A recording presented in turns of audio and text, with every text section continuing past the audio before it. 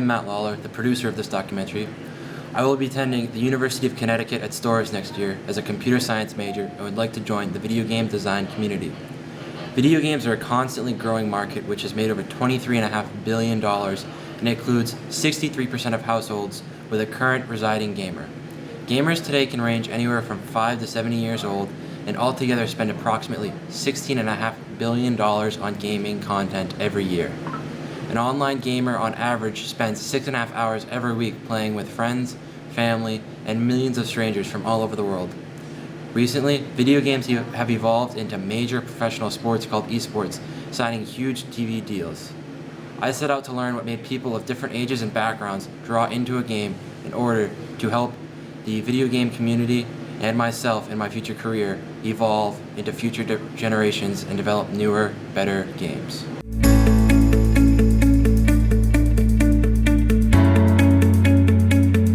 I started by interviewing two people I enjoy playing games with who have similar backgrounds, sharing a lot of my thoughts, and are also about to continue on into college. I started my gaming career probably around the age of 6 or 7. I used to play games like Kingdom Hearts on the PS2 with my older brother. And it was a lot of fun, so I decided that after my brother moved out, I was going to continue to keep playing video games. I started playing video games when I was very young, at the age of 6.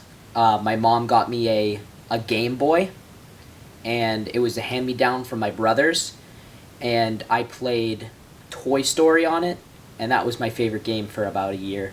I really look for something that interests me, new topic, something out there, something different, something I haven't seen before. A lot of games just do the same things now. One of the most important things for video games to me is probably the story, how the game unfolds and keeps the user interested.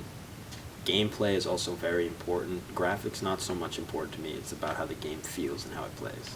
Games I look for are adventure games and sandbox type games, like more games that involve creative thinking and exploring. If a new game has a new in-depth solo adventure mode, I like to play it for hours on end and binge play. And if it has a multiplayer part of the game, I love to play with my friends. Playing with friends is probably way more fun than alone.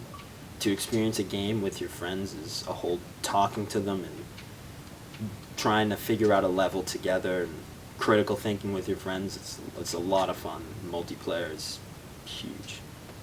I look for in a multiplayer experience a lot of new missions and activities to do with a wide variety of people.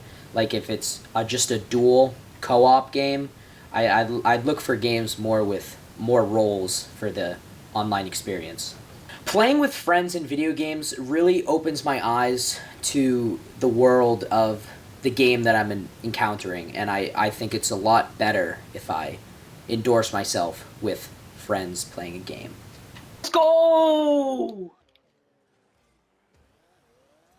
Get a Nick, bang! Let's go! Video games almost every day. Love video games. Big part of my life. Very big role. If I'm not playing basketball, going to school, or at the gym, I'm playing video games. Video games have a heavy role in my life because it's a good hobby to have, and it just requires a lot of hand-eye coordination, which is also a good quality to have, and it's a good fun activity I like to do on my free time. I think it's awesome.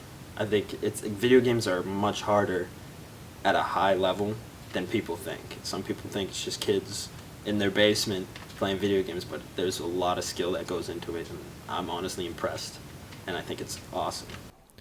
I was led to believe that many people began video games early on through siblings and enjoyed multiplayer. These players are always looking for innovations and challenges to face with their friends and not a linear gaming experience to face alone.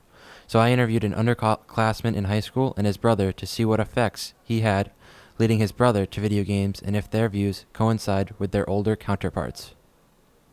I first started my gaming when my dad brought me home my first Xbox, and I just started playing ever since then. Well, I started my gaming when Sean really started playing, and I used to play with him. I look into mostly the graphics because the more real the game looks, the more I want to buy it. Like, if If it doesn't look too real, why would I want to buy it? Just if the game's fun, if I'm having fun, if I'm winning, it's more fun. You just want to keep playing it. Depends if like I'm in the middle of something, I want to keep going, or I'm winning. Cause like if you're winning, you can't stop playing. Just keep winning. Well, I like to find a good game with multiplayer because I feel like playing with your friends makes the experience way better. I like the multiplayer games because you just get to play with your friends. Yeah, you get to just talk with your friends and stuff, and have more fun than when you're playing alone. There's not really much to do. Well, a good game with a story helps because it's not just like playing to get something. You get to play to like a story mode. It makes the game way more fun.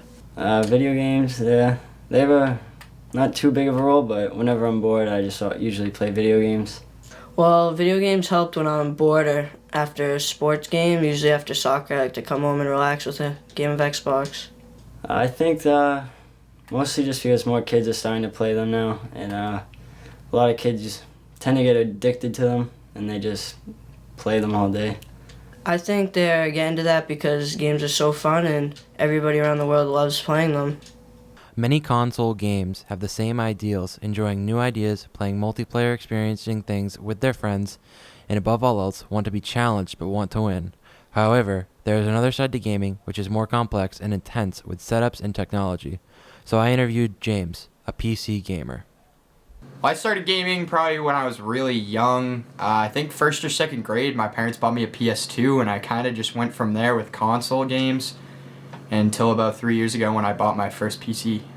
Well, I play video games a lot to de-stress, especially after like a long night of work or a long day of work. It's nice to just sit down and play some video games and kind of turn your brain off and just enjoy the game.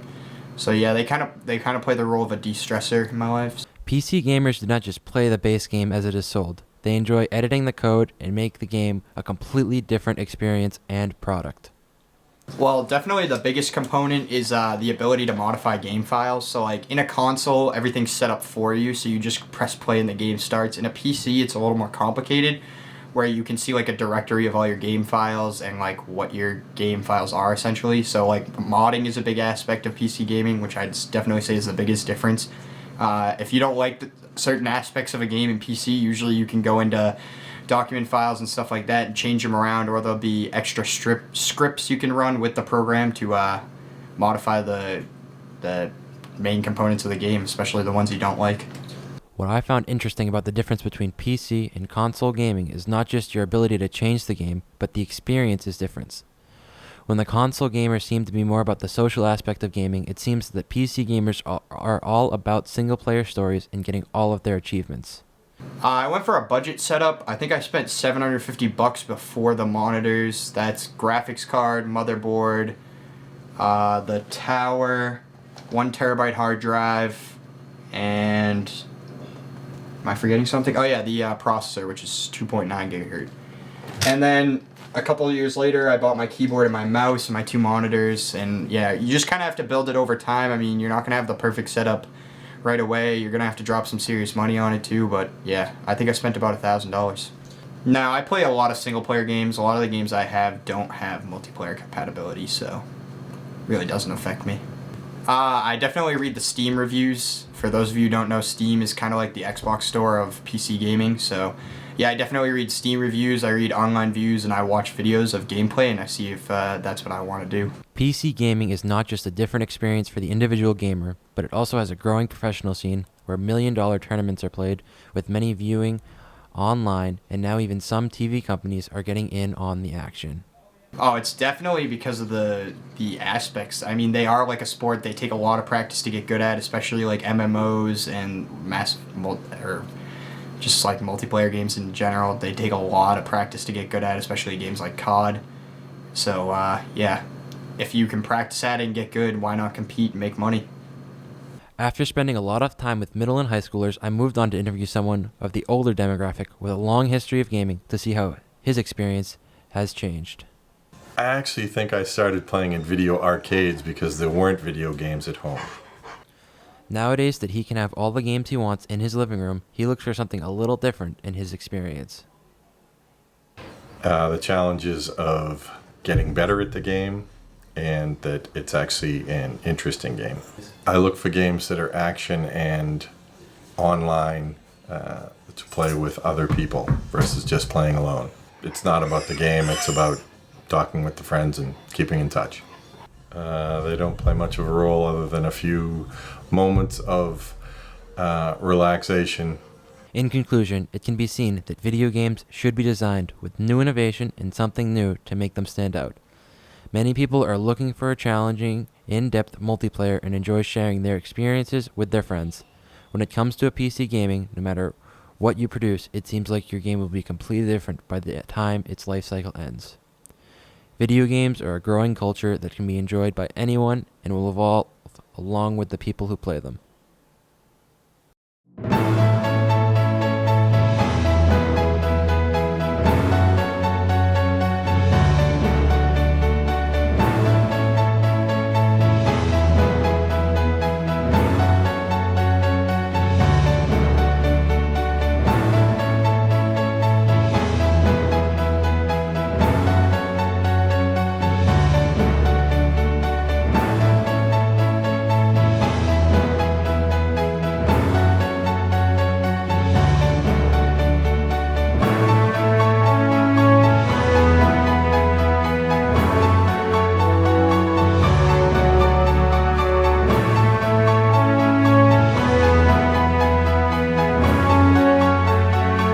Well, I do have a YouTube channel called Boys Gaming, and I do it with my friend Colin.